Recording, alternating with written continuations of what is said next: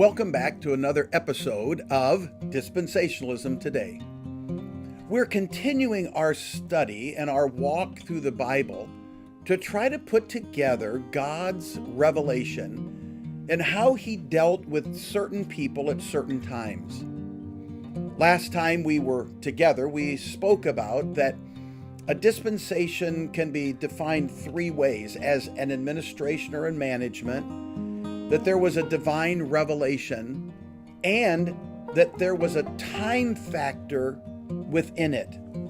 Well, if we open our Bibles to Genesis chapter 1, we know that what we come to is a passage of Scripture where God creates the world. He creates the world, and then He takes 24 hours, days, 6 of them, to create the world for mankind to live. He takes 6 days to make a world that will be a place for His ultimate creation, which is man and woman. We know them, of course, as Adam and Eve. When He made the Garden of Eden, it was a perfect place. Everything about the garden was perfect. And so He created man, obviously without sin. Adam and Eve had what we typically call the sin nature. That is, there was no propensity in them to sin. They were what we call in untested holiness. God placed Adam and Eve in the Garden of Eden. He placed them in the Garden of Eden in their innocence. So the first dispensation we will call the Dispensation of Innocence. We have a chart that we're going to follow, and you might see on this chart on the very far, left-hand side, I guess it would be, is the Dispensation of Innocence. The Dispensation of Innocence covers a period of time of Adam and Eve in the Garden of Eden. You know, it covers the passage of basically Genesis 1:26 from their creation to chapter 3 and verse 7 where they fall. I think it's an interesting question. I always like to ask people, how long were Adam and Eve actually in the Garden of Eden? I get many different answers to that question. I would be curious what you would think. How long were Adam and Eve in the Garden of Eden? I used to think it might have been hundreds of years, because the Bible doesn't really tell us specifically how many years they were there. I've had people tell me, well, maybe they lived there for thousands of years. They would say to me, how would you even know that answer? Well, I think we sort of know the way to look at the answer of how long were Adam and Eve in the garden. We saw that in the Edenic covenant, that was a promise from God, and He said this: be fruitful and multiply and fill the earth and subdue it. So one of the commandments in that covenant was to be fruitful and multiply. Well, I don't know exactly how long the pregnancy period would have been for Eve in the Garden of Eden, if it would have been different than it is today. But just for assumption's sake, let's just say it was a 9-month period. I don't think God would have required a woman to be pregnant for 100 years before she could have a baby. That wouldn't make any sense. So I think we can pretty much assume that pregnancy and birth would be about 9 months like we have today.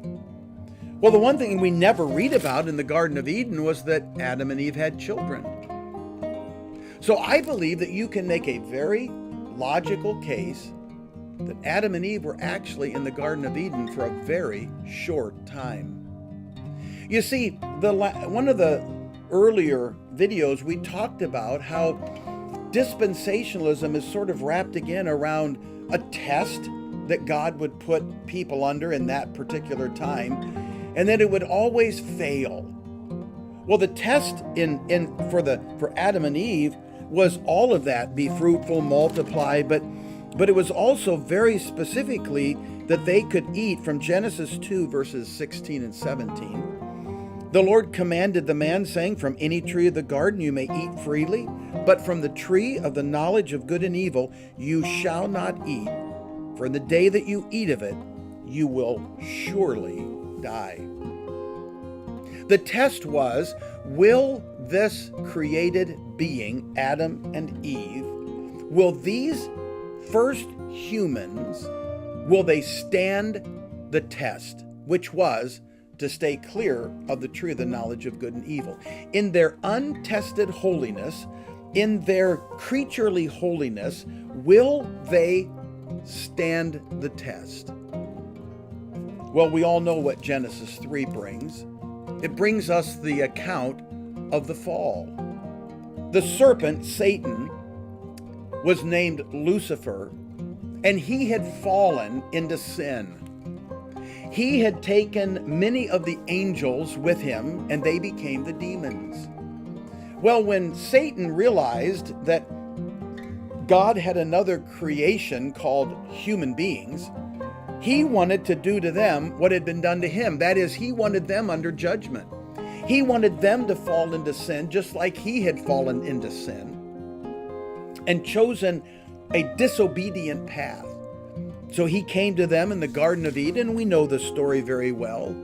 He inhabited a serpent, and he spoke to Eve and to Adam. And he wanted them to break the one rule that God had made. The one rule was, don't eat from the tree of the knowledge of good and evil. Well, again, we know what happened. Adam and Eve fell. Adam and Eve chose to eat from the tree of the knowledge of good and evil. And yes, they knew good and evil. For the first time in their life, they understood that there was a good and that there was an evil. What Satan didn't tell them, however, was they would have no capacity on their own to choose the good.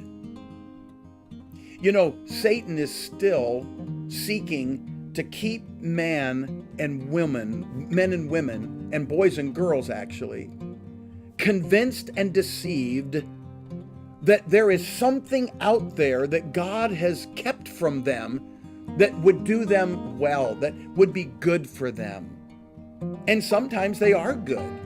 We know from the book of Hebrews, it says of Moses, he forsook the pleasures of sin. Sin can be very pleasurable. I mean, I think we do a disservice to people if we try to act like there isn't any joy in sin. There is. But it's that next little phrase in the book of Hebrews where it says, for a season. Sometimes the pleasure of sin lasts a very short time. Well, for Adam and Eve, when they fell, they not only brought judgment and condemnation on themselves, they brought judgment and condemnation on all who would come from them. From all of their generations that would come ahead, all of their descendants would then be born with the propensity to sin. In the dispensation of innocence, though we don't know how long they were there, it related from the creation to their fall. And I think that was a very short time. Because to me, if Adam and Eve had lived 100 years in the Garden of Eden and had no children, that was the first commandment they broke. So in the dispensation of innocence, their untested holiness was tested, and they failed the test. And so what did God do? God kicked them out of the Garden of Eden. He sent them away from the Garden of Eden. And so what we have is a failure. And at the end of the first dispensation, man has now failed God. Well, we also know from the chapter 3 of the book of Genesis that God had a redemptive program for Adam and Eve. He slew an animal. He shed that blood. He covered them in the skins of that animal. And he restored fellowship again with Adam and Eve. And as we move through then, what we have is a second dispensation that we will call the dispensation of conscience. Instead of being untested in their holiness, they are now fallen creatures. They are now sinful to the core. They now are sinners in thought, word, and deed. And the propensity to sin, the draw to sin, will now be in human race forever. And we are always then in danger of sinning. That's our nature, is to sin. But God's nature comes in and brings to us a sense of righteousness. And as we move into chapter 4, we're going to see a second dispensation. It's called the Dispensation of Conscience. And it's a whole different test, an entirely different time frame.